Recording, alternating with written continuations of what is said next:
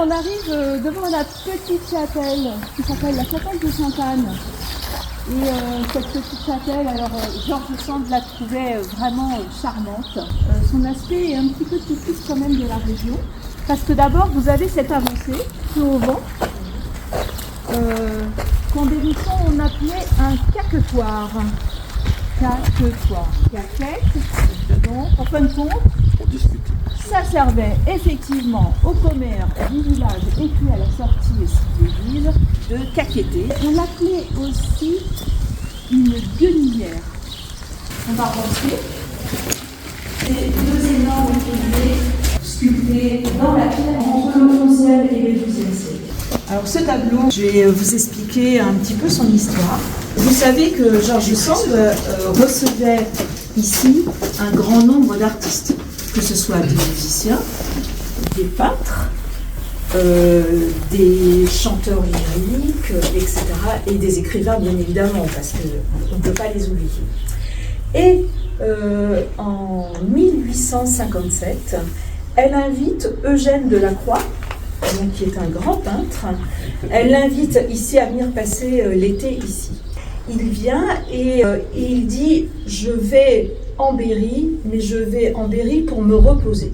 Lors d'un retour de promenade, il est avec le fils de Georges Sand et il voit sur un tronc d'arbre une jeune femme en train d'enseigner la lecture à une jeune fille. Le cadre lui paraît extraordinaire et en fin de compte, ça l'inspire. Et puis, comme il n'a pas de toile non plus, elle va prendre une partie de son corset qui est en matière, qui est en lin et en coton, et puis ils vont tendre cela et puis ça va devenir une toile. Le tableau, qui normalement devait être destiné à l'église ici de Nohant. Alors par contre, vous savez que le fils de Georges était aussi peintre. Et lui, il profitait des passages de Delacroix justement pour améliorer sa technique de peinture. Et donc il en a fait une copie qui a priori est assez ressemblante. Cette copie, il l'avait léguée bien évidemment au château. La famille a décidé d'en faire don au musée Georges Sand à La Châtre. GRP, donc des maîtres sonneurs, effectivement juste ici à Nohant. Et donc nous, on va aller jusqu'au premier point vert où il y a marqué Saint-Chartier. Vous voyez, c'est pas très long. Alors, il n'y a pas de difficulté particulière. On est dans des chemins plutôt herbeux. Non, mais c'est bien.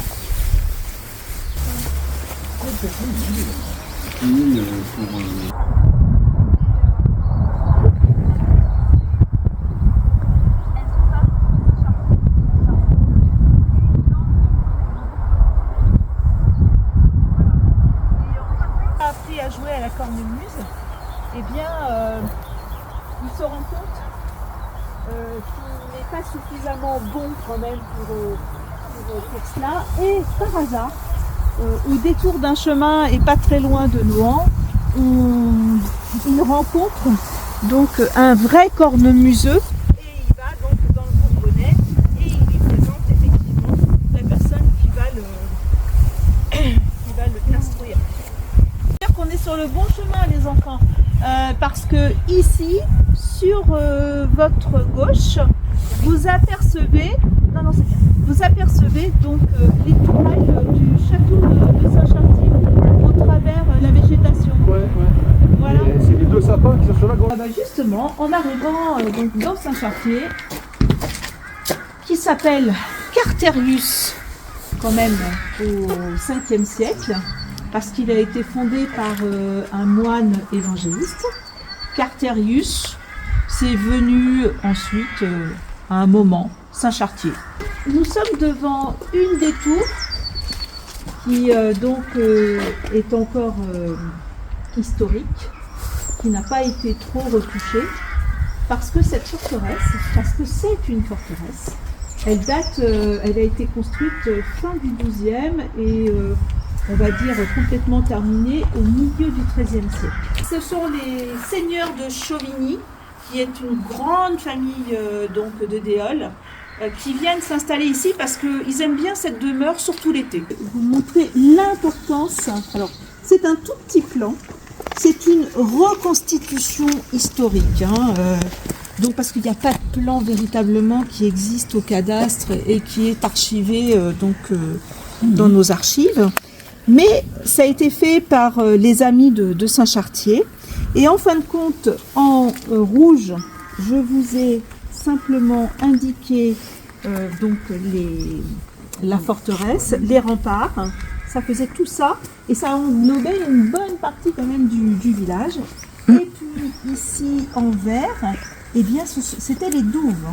George Sand, elle, quand elle vient à la messe, parce qu'elle vient à la messe avec sa grand-mère, donc de Nohant jusqu'ici et par le chemin que nous avons emprunté, et elle pique-nique régulièrement l'été dans ce château. Mais elle l'aimait beaucoup et elle s'en est beaucoup servie effectivement dans les maîtres sonneurs pour raconter des histoires, parce que là par contre vous savez que le Berrichon il est assez croyant de légende.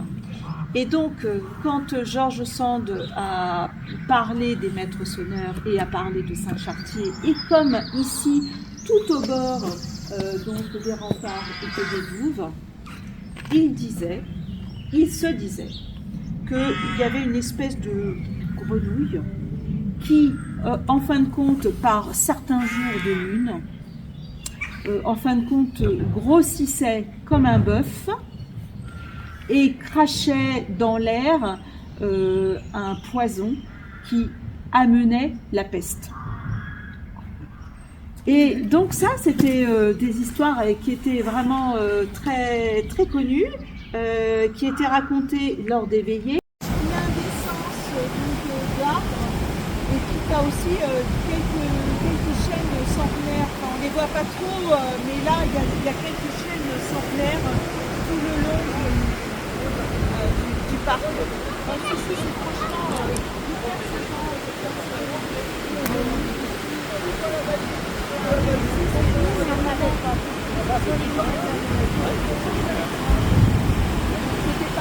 Nous sommes donc arrivés au moulin d'Angibault, donc c'est la première étape de notre deuxième jour de visite commune ensemble. Et donc j'ai choisi forcément ce lieu, puisque plus tard je vais vous narrer l'histoire qui est liée d'Angibault. Alors, il a vraiment existé ce moulin, puisque nous sommes vivants. Ces fondations, elles datent environ du XVe siècle. Mais véritablement, on commence à avoir, on va dire, des images, des gravures à partir du XVIIIe. Et là, on sait que ce moulin servait journellement à moudre. Jusqu'en 1958, il a vraiment été un moulin à moudre le cou. En 1958, on ferme. Et heureusement, donc Angibault est situé sur la commune de Monticoret. Et donc c'est la commune qui en 1990 l'a rachète. Et avec là aussi les amis de Monticoret, ils vont tout faire pour le rénover, pour le réhabiliter. Et ils ont de la chance, parce qu'à l'intérieur, la machinerie, elle est encore existante et elle fonctionne.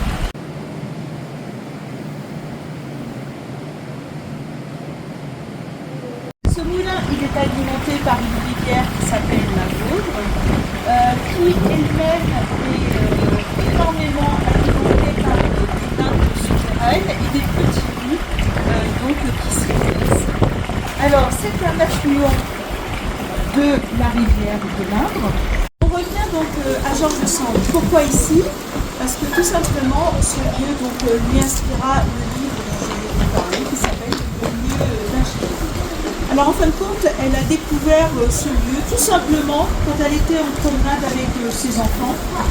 Et elle dira que il y a dans notre jolie vallée un très beau moulin qu'on appelle Angibault et qu'elle décrit comme un coin de paradis que mes enfants et moi avons découvert. L'histoire, en fin de compte, comme beaucoup de roman champêtre que je ressemble. C'est une histoire d'amour. Et une histoire d'amour avec, on va dire, plusieurs acteurs. Alors, le premier ici, c'est le grand Louis, qui est donc le meunier, qui vit ici avec sa maman et qui est très amoureux d'une jeune femme de la région. Mais cette jeune femme, en fin de compte, elle a un père qui aime l'argent, qui se pense un grand fermier et qui dit que de toute façon, le meunier, un simple meunier n'est pas bon pour sa fille. Le deuxième acteur, c'est Marcel de Blanchemont, qui elle vient d'être veuve, une jeune veuve donc, de Paris qui a quand même un fils, mais qui est une veuve désargentée. Son mari lui a laissé que des dettes. Par contre, il lui a laissé quand même, alors c'est peut-être pas forcément d'ailleurs une super fortune, un château qui s'appelle Blanchemont. Et ce château, on vous décrira tout à l'heure, puisqu'en fin de compte, c'est celui que je vais vous proposer, qui est le château de Sarzay, qu'elle a appelé différemment. Voilà. Et puis, Madame de Blanchemont, elle est une jeune veuve, effectivement, mais elle est très amoureuse d'un